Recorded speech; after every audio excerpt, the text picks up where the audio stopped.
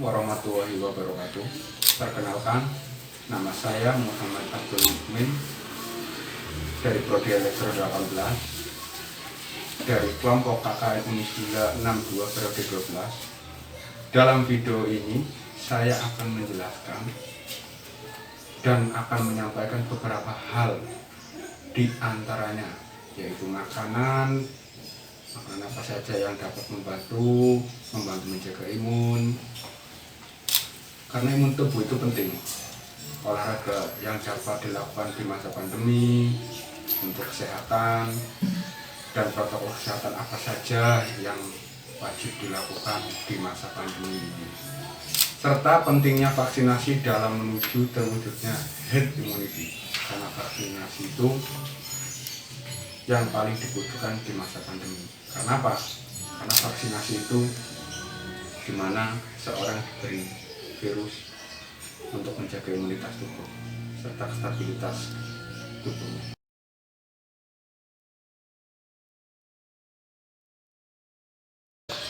Yang pertama, saya akan menyampaikan protokol kesehatan. Kesehatan apa sajakah yang dapat dilaksanakan pada masa pandemi ini? Mari kita simak. Yang pertama ialah memakai masker saat keluar rumah, karena sebelum keluar rumah kita itu penting memakai masker dulu, karena itu untuk menjaga diri Anda dari tertularnya penyakit COVID-19. Cara memakai masker yang benar ialah seperti ini.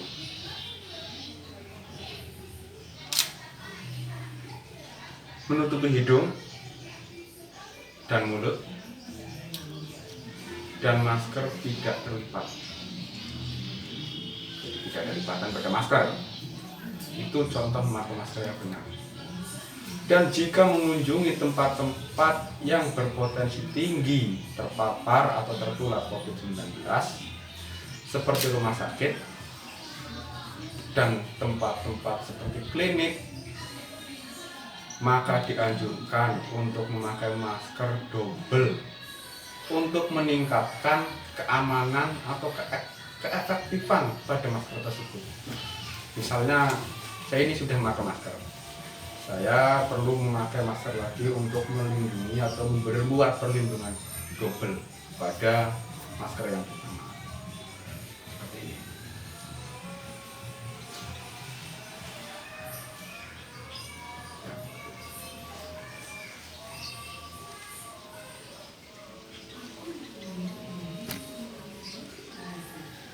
Jadi di sini bisa Anda lihat, masker yang pertama tertutup oleh masker yang dua.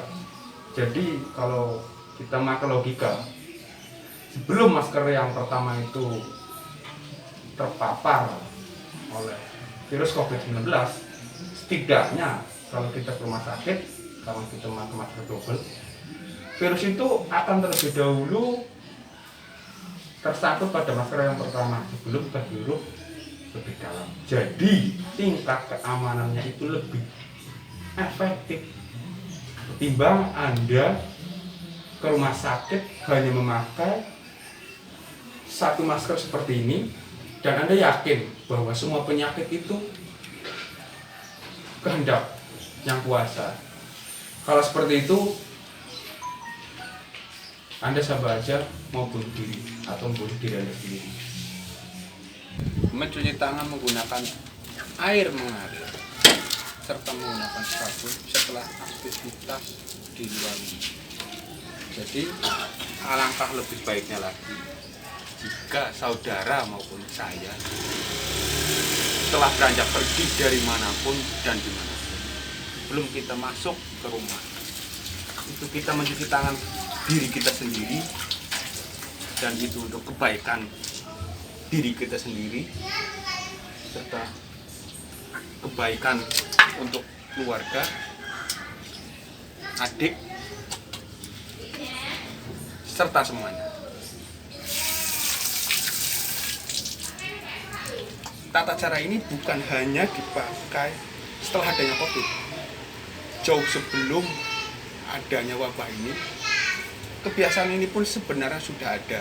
Namun tanpa kita sadari dan kita mengerti, kita hanya tahu kebiasaan ini dilakukan setelah adanya paparan COVID, dampak dari wabah COVID-19.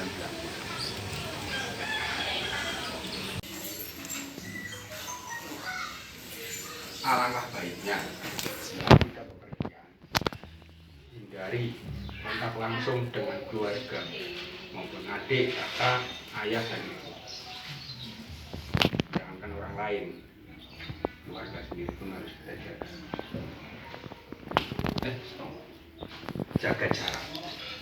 Minimal kita duduk dengan keluarga kita, setelah bepergian kita beri jarak 1 lantai. Itu kita ambil jarak aman saja, karena memang standarnya itu kan 1 meter, karena kita di rumah kan, jadi kita cari enaknya saja, jaga jarak.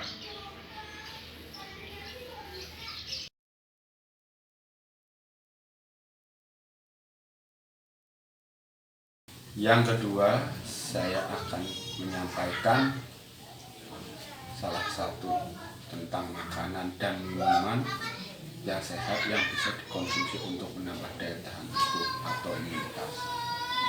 Salah satunya karena kita tinggal di Indonesia dan umumnya memiliki makanan pokok berupa beras ataupun jagung yang bisa dijadikan makanan pokok, maka hal itu tidak dapat dihindarkan. Namun ada beberapa pilihan beras yang mengandung lebih banyak serat, seperti beras merah. Dalam 1 gelasnya saja mengandung 218 kalori, 4,59 gram, protein 1,8 gram, lemak 3,5 gram, serat dan 45,8 gram karbohidrat. Sedangkan pada beras putih sendiri hanya mengandung 242 kalori, 4,4 gram, protein 0,4 gram lemak, 52,2 gram karbohidrat, dan 0,6 gram serat. Di situ bisa dilihat perbandingan antara kelebihannya itu lebih unggul beras merah. Jadi di situ beras merah itu untuk menjaga imunitas lebih baik. Ya, intinya kalau untuk dijadikan makanan pokok itu lebih maksimal. Kalau di situ protein-proteinnya lebih tinggi ketimbang beras putih. Untuk lauk pauknya sendiri juga harus mendukung makanan pokok seperti contohnya ya sayuran-sayuran yang hijau-hijauan, daging, serta telur. Lebih baik lagi itu telur ayam Jawa yang dimasak secara sehat dan tidak mengandung banyak minyak, itu bisa menjaga kesehatan tubuh dan bisa meningkatkan imunitas yang kuat. Jadi di situ semua lauk pauknya tidak hanya dimasak seperti kita masak matang, tidak. Di situ ada pengecualian.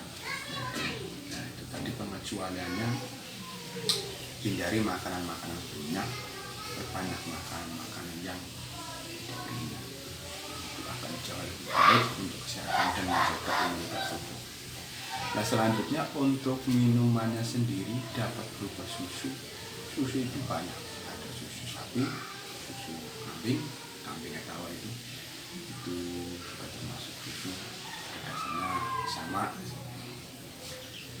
Atau pilihan lain berupa air kelapa. Air kelapa di Indonesia sendiri banyak dijumpai, terutama di daerah-daerah pinggir pantai itu kan banyak pohon kelapa, di daerah-daerah pegunungan. Itu pohon kelapa itu tidak harus kelapa hijau, semua kelapa itu bermanfaat. Jadi jangan tertipu, kita harus minum kelapa hijau sehat, menjaga imunitas, tidak, karena semua air kelapa mengandung antioksidan yang tinggi. air jeruk atau air lemon, berbagai macam jus buah atau smoothies, dapat berupa teh, jahe, atau berbagai minuman lainnya. Nah, itu jahe pun baik untuk menjaga imunitas karena di situ olahan jahe itu banyak, bisa berupa jahe susu, intinya segala sesuatu bisa diolah kalau untuk kesehatan minuman. Di situ juga ada lagi kunyit cukup baik untuk kesehatan tubuh, bisa menjaga pencernaan.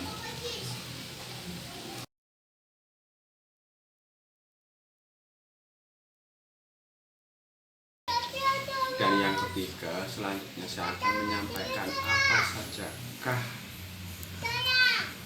bentuk daripada olahraga yang dapat dilakukan di masa pandemi seperti ini, serta dapat bermanfaat untuk menjaga imunitas tubuh.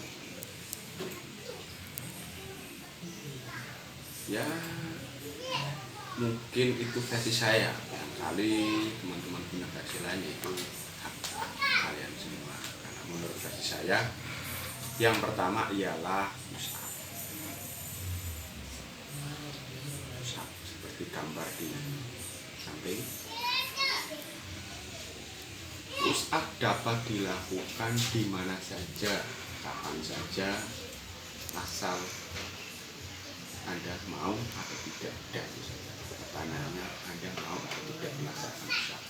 Jadi untuk push up itu tidak terbatas oleh ruang, jarak, dan waktu. Semua bisa. Sambil lari, istirahat, push up bisa. Terutama di rumah. Di rumah untuk melakukan aktivitas push up sangat dominan, di mana sebelum tidur push up, bangun tidur bisa push up, mau mandi bisa push up, habis mandi bisa push up, bahkan kalau Anda nanti bisa melakukan push up tanpa terkecuali Anda malas.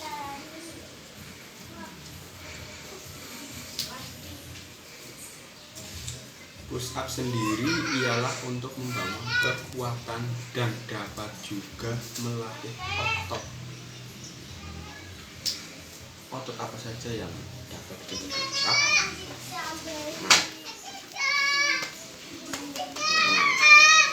Otot dada dan bahu. Jadi kalau Anda sedang melakukan push up, itu untuk olahraga push up. Selanjutnya ialah sit up.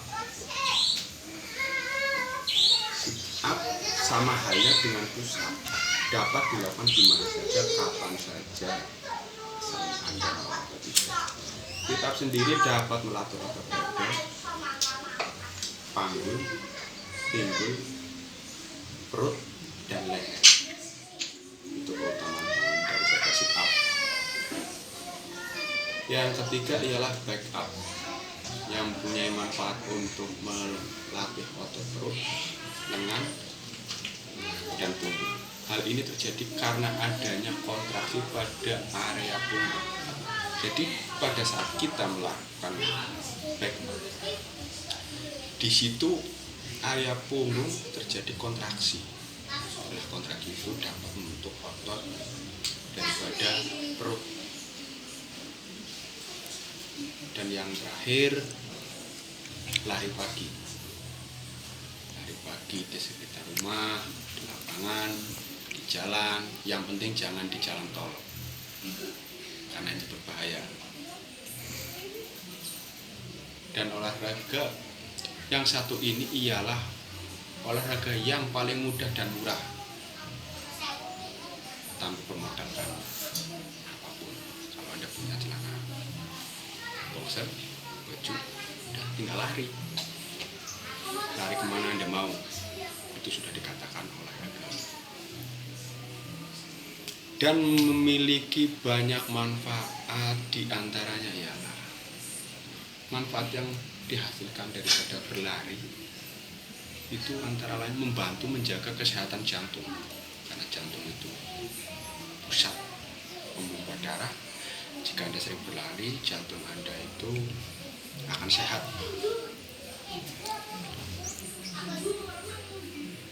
Menyehatkan sistem pernapasan. Pernapasan Anda bisa enak kalau Anda sering berlari. Mengakibatkan energi, ya intinya meningkatkan energi, menguatkan tulang dan sistem kekebalan tubuh, dan juga dapat membantu mencegah stres. Tapi kalau Anda lari sendiri, itu stres, orang gila beda lagi. Ini stres, bisa lari kemanapun Anda mau, stres akan hilang.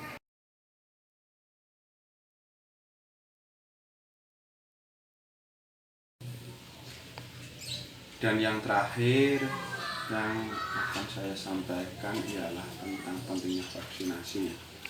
Jadi di sini penjelasan dari saya itu mengenai vaksinasi, di mana vaksinasi itu sangat penting di masa pandemi.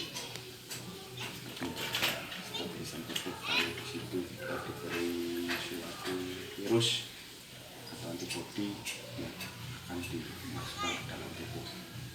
Jadi saya harap jangan sebarkan vaksinasi. Maksud daripada pemerintah itu sangat baik, bukannya memaksa, hanya ingin menyadarkan. Dan saya akan menjelaskan tentang pentingnya vaksinasi. Vaksinasi ialah salah satu cara untuk menuju herd immunity atau tercapainya kekebalan tubuh secara luas untuk menghadapi suatu wabah seperti yang terjadi di zaman sekarang ini, wabah corona.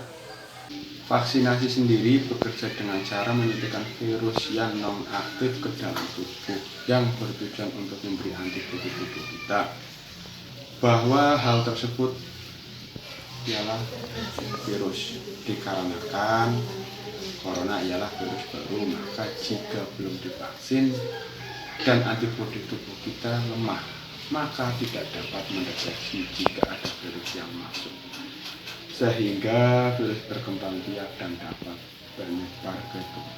Jadi di situ fungsi daripada vaksin itu supaya kita mengenal, tubuh kita itu mengenal virus tersebut dan mampu beradaptasi dengan baik. Sekian yang dapat kami sampaikan. Kurang lebihnya mohon maaf. Dari kami kelompok 62, saya selaku ketua, mohon maaf yang sebesar-besarnya. Semoga apa yang saya sampaikan dapat bermanfaat bagi kita semua. Amin ya rabbal alamin. Wassalamualaikum warahmatullahi wabarakatuh. Bagaimana cara kerja vaksin COVID-19 AstraZeneca? Vaksin ini dibuat dengan menggabungkan kode genetik virus penyebab COVID-19 berupa protein spike dan virus flu yang tidak berbahaya sebagai media pembawa kode genetik. Karena itu, vaksin ini disebut vaksin viral vector rekombinan.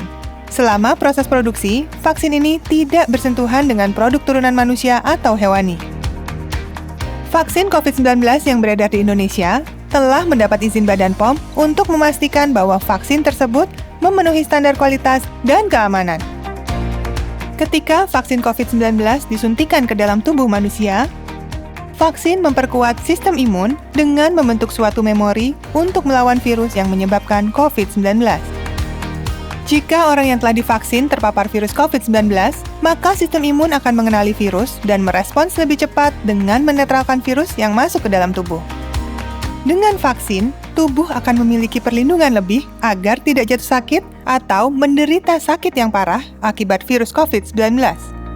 Untuk mengetahui informasi seputar vaksinasi COVID-19 dan melaporkan mengenai efek samping pasca vaksinasi, hubungi kontak hotline vaksinasi Kementerian Kesehatan di nomor 119 extension 9. Ayo, sukseskan vaksinasi dan disiplin protokol kesehatan.